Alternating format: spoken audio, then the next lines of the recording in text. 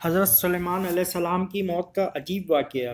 اس واقعے میں بہت سی ہدایات ہیں، مثلاً یہ کہ حضرت سلیمان علیہ السلام جن کو ایسی بے مثل حکومت و سلطنت حاصل تھی کہ صرف ساری دنیا پر ہی نہیں بلکہ جنات اور طیور اور ہوا پر بھی ان کی حکومت تھی، مگر ان سب سامانوں کے باوجود موت سے ان کو بھی نجات ممکن نہیں تھی، اور یہ کہ موت تو مقررہ وقت پر آنی ہی تھی۔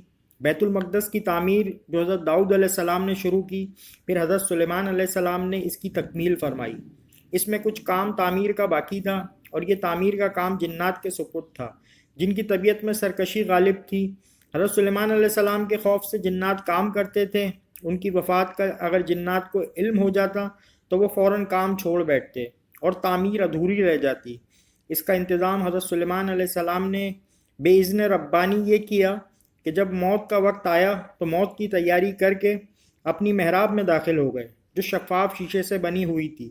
باہر سے اندر کی سب چیزیں نظر آتی تھیں، اور اپنے معمول کے مطابق عبادت کے لیے ایک سہارا لے کر کھڑے ہو گئے کہ روح پرواز کرنے کے بعد بھی جسم اس عصا کے سہارے اپنی جگہ جمع رہے۔ حضرت سلیمان علیہ السلام کی روح وقت مقرر پر قبض کر لی گئی، مگر وہ اپنے عصا کے سہارے اپنی جگہ جمے ہوئے باہر سے ایسے نظر آتے کہ عبادت میں مشغول ہیں۔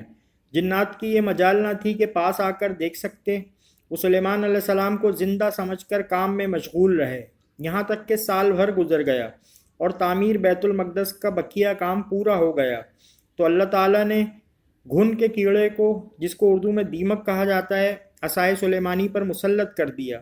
دیمک نے عصا کی لکڑی کو اندر سے کھا کر کمزور کر دیا۔